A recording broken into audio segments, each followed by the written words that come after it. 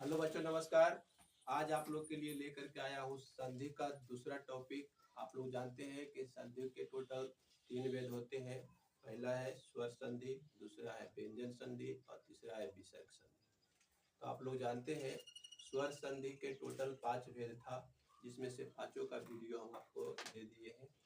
अब है व्यंजन संधि, और व्यंजन संधि जो है इसको समझिएगा थोड़ा तरीका से। और इसमें जो है व्यंजन के मतलब ये होता है, आप लोग जानते हैं कि का खा जितने भी है इस प्रकार से पहले देख लीजिए यहाँ पर। जैसे का, खा, गा, घा, ढा, चा, छा, जा, झा, या।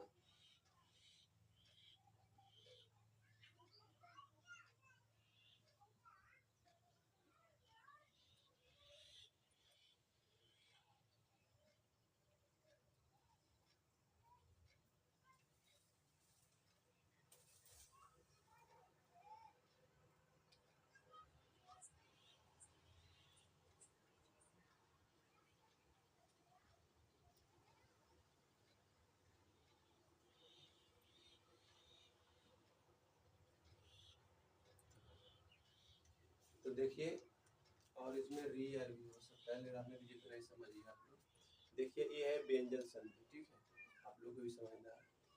ये व्यंजन संधि है, और व्यंजन संधि में कह रहा है कि इसका जब संधि विच्छेद करिएगा व्यंजन संधि के, तो कहता है कि का, चा, टा, ता और पा के बाद किसी वर्ग का तृतीय या चतुर्थ वर्ग आए तो उसी वर्ग का कैमा हो जाता है, तीसरा हो जाता है। यानी कि कोई भी जैसे का, खा, गा, घड़ा कुछ भी रहेगा तो उसका कैमा हो जाता है तीसरा। जैसे में यहाँ पर देखिए, यहाँ पर लिखा हुआ है दी अवगा, दिग अदमा वारा अंबर, यानी कि दिगंबर, दिगंबर।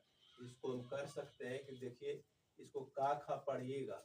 देखिए यहाँ पर का, खा, गा, ये कैमा में है, तीसरा में है। और तीसरा में जब यहाँ पर है तो ये हो जाएगा शुरू में पहला वाला, इधर रहेगा तीसरा वाला तो इधर हो जाएगा पहला वाला। देखिएगा यहाँ पर दिग प्लस अंबर, यानी कि यहाँ रहेगा गा, ठीक है। तो इसको देखना है कि किस में आता है। जैसे का, खा, गा, तो यानी का खा में आता है, का में आता है, तो अगर यहाँ पर गा है तो इसका पहला हो जाएगा, ठीक है। जैसे यहाँ पर लिखा हुआ है दिग्भर्म, तो क्या हो जाएगा दिक प्लस भर्म, क्या हो गया दिग्भर्म। उसी प्रकार से है षड दर्शन, तो देखिए षड दर्शन, तो डा कुछ में आता है टा, ठा, डा, ये टा ठा में आ रहा है तो हो जाएगा कुछ क्या चीज षट प्लस दर्शन। बस यही है आपका जो है व्यंजन संधि का पहला टॉपिक है, ठीक है। देखिएगा व्यंजन संधि का दूसरा टॉपिक है, और इसमें कह रहा है कि यदि का, चा और टा, अत्ता और पा के बाद माँ या ना आए, माँ या ना आए, तो वह अपने वर्ग का पंचम वर्ग में आएगा। यानी कि पंचम में रहेगा तो पहला कर देना, पहला में रहेगा तो पंचम में कर देना। चलिए देखिएगा इधर जैसे लिखा हुआ है, कुछ कुछ हम आपको शब्द लिख दिए हैं, और इस शब्द को समझिएगा कि किस प्रकार से यहाँ पर संधि विच्छेद किया जा रहा है। व्यंजन संधि में इसको आप वहाँ पर लिख करके रखिएगा तो और आपको सपोर्ट मिलेगा। ऐसे कोई जरूरी नहीं है, ये तो बचपने में आपको आज करने के लिए मिल जाता है, ऐसे आपको याद होगा। अब आपको समझाने के लिए यहाँ पर इसको लिख दिए हैं कि समझने में आपको कोई दिक्कत ना हो, ठीक है। देखिए इधर जैसे कह रहा है बंगमय, ठीक है। तो बंगमय में क्या करेंगे कि वाकर वा रा है, रा किसमें आता है कि का, खा, गा, घा, रा में, यानी ये पचमा स्थान वाला, कैमा वाला है पचमा स्थान के है, यहाँ पर कर देंगे पहला स्थान, ठीक है। वाह प्लस मैं हो गया वक्त में। उसके बाद अगला जगत, जगन्नाथ, ठीक है, जगन्नाथ, नाकर ना यहाँ पर होना चाहिए, जगन्नाथ हो गया। यहाँ पर पर देखिएगा ज ग, जो आधा ना है किसमें आता है, जो ऐसा वाला ना जो है किसमें आता है, ता था ना, इसमें आ रहा है। यहाँ पर क्या हो जाएगा, ता, यानी कि जगत प्लस नाथ, जगत प्लस नाथ। उसी प्रकार से इसको भी बनाना है, जैसे लिखा है उन्नति, तो ये किस में आता है, गाथा में आता है। तो ये लास्ट है पांचवा, इधर कर देंगे शुरू वाला, हो जाएगा क्या, उत प्लस नति। कोई दिक्कत है, चलिए ठीक है, आप लोग को भी समझ में आ गया, ठीक है। ऐसे नहीं समझ में तो फिर से वीडियो में फिर से करके देखिए।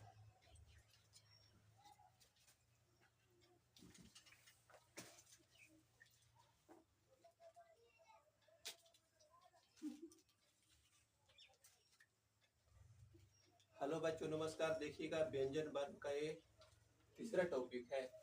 तीसरा टॉपिक में कह रहा है कि यदि माँ के बाद कोई व्यंजन वर्ण आए, माँ के बाद कोई भी व्यंजन वर्ण आए तो माँ का अनुस्वर हो जाता है। माँ क्या बन जाता है, अनुस्वर। जैसे आप लोग जानते हैं कि अनुस्वर का अर्थ होता है कभी आधा माँ होता है तो कभी आधा ना होता है। तो इसको थोड़ा सा दिमाग में रखिएगा कि कौन सा शब्द में क्या लगेगा। यहाँ पर कह रहा है कि माँ के बाद कोई व्यंजन वर्ण आए तो माँ का अनुस्वर हो जाता है, और बाद वाले वर्ग का पंचम वर्ण में भी बदल जाता है, यानी कि बाद वाला जो है पंचमा स्थान में भी ले लेता है। यहाँ पर अगर लेगा तो ठीक है, नहीं लेगा तो कहीं पर चेंज भी हो सकता है। ऐसे देखिए यहाँ पर क्या कह रहा है, पहला लिखा हुआ है अहंकार, यहाँ पर क्या हो जाएगा, आहा, जो अनुस्वर है ये बदल जाएगा माँ में, अहम प्लस कार, ये क्या हो गया, अहमकार, लेकिन अगर होगा अहंकार, क्योंकि आप लोग जान रहे हैं कि जो अनुस्वर है कभी माँ बन रहा है तो कभी ना बन रहा है, तो इस सब के ऊपर निर्भर करता है। अगला देखिएगा पंचम में क्या कह रहा है, तो पंचम, पन यानी कि ना का उच्चारण हो रहा है, यहाँ पर कर सकते हैं पन प्लस चम, यानी कि जो अनुस्वर है इसको बोल करके उच्चारण करके देखिए, पता चलेगा कि लग रहा है कि ना ही बोला जा रहा है। जैसे में पंचम, यहाँ पर अहंकार, तो यहाँ पर माँ पड़ा और यहाँ पर ना पड़ा। तो चलिए देखिए संगम में क्या पड़ेगा, आप सोच के बताइए थोड़ा सा। चलिए देखिए बता रहे, संगम में हो जाएगा शम, शम प्लस गम, क्या हो गया, संगम। ठीक है, आपको समझ में आ गया तो ठीक है, और आगे वीडियो देखिए कि किस प्रकार से आगे बन रहा है। अभी हम जो बताए हैं व्यंजन संधि का तीसरा टॉपिक है, और आगे बाकी है। देखिए इसका टोटल 6 टॉपिक है, तीसरा टॉपिक है, इसको पहले। लो बच्चों नमस्कार, देखिए व्यंजन वर्ण का जो है ये चौथा टॉपिक लेकर के आया हूँ। इसमें कह रहा है कि यदि ता के बाद कोई स्वर या का, गा, सॉरी गा, घा, दा, धा, बा, भा या रा, वा में कोई आए तो ता के स्थान पर क्या हो रहा है, दा में बदल रहा है, यानी कि कोई स्वर के बाद जो डायरेक्ट का खा समझो व्यंजन वर्ण दिखाई दे रहा है, तो उसके बाद ता क्या बदल जाता है, दा में बदल जाता है। तो देखिएगा यहाँ पर किस प्रकार से बदलता है। जैसे यहाँ पर लिखा हुआ है जगदानंद, क्या लिखा हुआ है, जगदानंद, यहाँ पर हो जाएगा इसका तीसरा व्यंजन भी आएगा, जैसे हम जानते हैं जग, दा जो है किसमें आ जाएगा, ता था दा में है, देखिए दा में, ठीक है।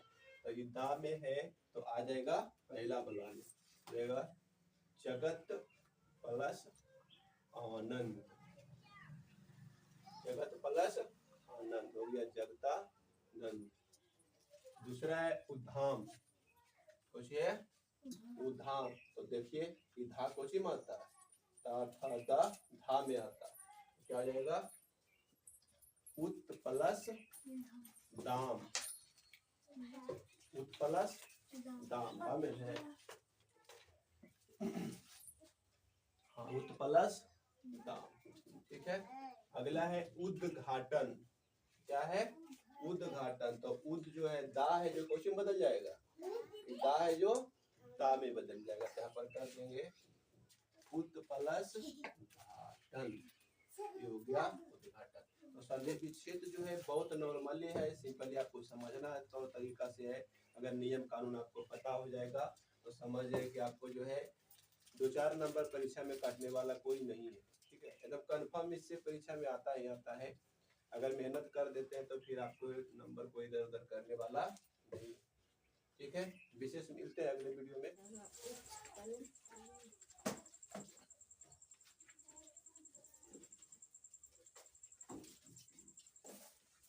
हेलो बच्चों, नमस्कार। देखिए आप जो है व्यंजन वर्ण का 5वां टॉपिक लेकर के आया हूँ। इसमें कहता है कि ता या दा के बाद चा या तलावी सा आए तो ता दा के स्थान पर चा हो जाता है। ता और दा के स्थान पर क्या हो जाएगा?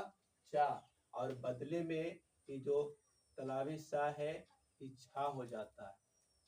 चा छा जो है ये वाला ये छा हो जाता है। यानी कि मैटर समझिएगा, अगर छा रहेगा तो सा हो जाएगा और सा रहेगा तो छा हो जाएगा। तो यहाँ पर देखिएगा कि क्या है, इसमें 2 शब्द दिया गया है। जैसे में यहाँ पर देखिए उच्चारण है, तो देखिए उच्चारण, तो उच्चारण में चा किसमें आता है? उत प्लस चारण हो जाएगा ना, उत प्लस चारण, उत प्लस चारण हो जाएगा। यानी कि यहाँ पर बदल गया, चा बदल गया किसमें? ता में। और यहाँ पर उच्छिष्ट है तो ये छा बदल जाएगा ये वाला सा में, इस हो जाएगा।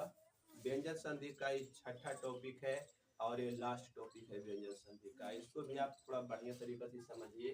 इसमें कह रहा है कि ता और दा के बाद में अगर ला रहे तो ता दा ला में बदल जाता है। क्वेश्चन बदलता है ला में। अगर यहाँ पर देखिए ला है तो बदल जाएगा ता में, और ता रहेगा तो बदल जाएगा ला, ठीक है। और ना के बाद, ना के बाद यानी कि ये अनुस्वर ना के बाद अगर ला रहे, क्या कह रहा है? ना के बाद अगर ला रहे तो ये ला जो है किसमें बदल जाएगा? ना में बदल जाता है, अनुनासिक हो जाता है। जैसे में देख लीजिए यहाँ पर कह रहा है उल्लास, तो देखिए आधा जो ला है ये क्वेश्चन बदल जाएगा, ये जो है ला में भी बदल, ता में भी बदल सकता है और ना में भी बदल सकता है। देखिए जैसे में रहेगा उल्लास तो क्या हो जाएगा? उत प्लस लास, क्या हो गया? उल्लास। जैसे महान लाभ तो कुछ रहेगा महान प्लस लाभ बराबर महान लाभ, ठीक है। व्यंजन संधि बस यहीं तक ले है। अब मिलिएगा डायरेक्ट विसर्ग संधि में। वीडियो देखने के लिए धन्यवाद। अब मिलते हैं अगले वीडियो में।